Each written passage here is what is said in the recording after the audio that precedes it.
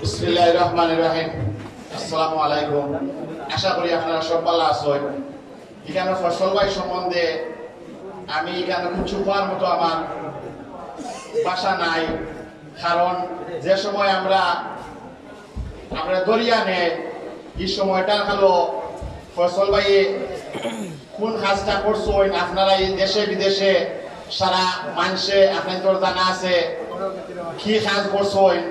লগে আমরা চেয়ারম্যান মাহবুব সাহেব গেছেন ইলেকশন ওর ওইদিকে টাইম গেছেন। আমরা 3 দিন আগে সারা আমরা কারা নির্যাতিত যত আমরা আশফাক ভাই আসলাম, উজ্জ্বল ভাই আসলাম, মুরাদ ভাই আসলাম, আমরা ইনো মাহবুব ভাই হেলাল ভাইও আসলাম। মাহবুব ভাই গিয়া আমরা 2 দিন আগে আমরা ফসল বাইরে লইয়া গিয়া চকুর পানি ফেলাইয়া এবার ইলেকশন করতা নিনা আমরা দেখা যেত তার মাঝেও ফেলাইয়া কইসন খালি একমাত্র তোমরা ছোট ভাই তুই তোর কারণে আইয়া আঞ্জা করে দরিয়া খান্দন দর্শন ফসল ভাইয়ে আমার চেয়ারম্যান সাহেবে এটা ইলেকশন হয়েছে। আপনারা জানেন দেখছেন কিভাবে ইলেকশন হয়েছে।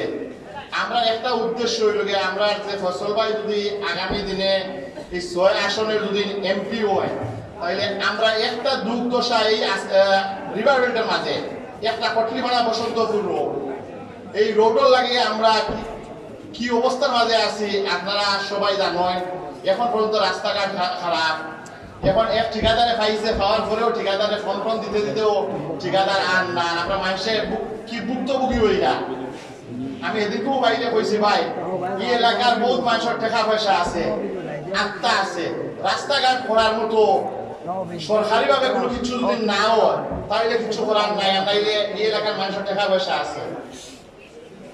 আমরা অটাও পাই গেছে অনুরোধ করি আর টাইম যদি যাই এই গোলাপগঞ্জ বিয়ানীবাজার 6 আসন থাকি তাইলে আমরা রিভার বেল্টারে চেষ্টা করে আপনারা একটা খেয়াল লেখা এনো আমার বিএনপির বিয়ানীবাজারের নেতৃবৃন্দ সকল আসেন, ঢাকা দক্ষিণের আমার সভাপতি সাহেব আসেন, চেয়ারম্যান সাহেব আসেন। আমরা খুব বেশি রাস্তাঘাটের ভুক্তভোগী। আমরা এই ভুক্তভোগী থেকে আমরা কিলা অবস্থা দিয়ে দাঁড়াইতাম আপনারা আমরা ও অবস্থাটা করিয়া দেখে আমরা এই সাইডে আর কোনো ভুক্তভোগী নাই, একটা মাত্র ভুক্তভোগী আমরা রাস্তাঘাটের লাগে।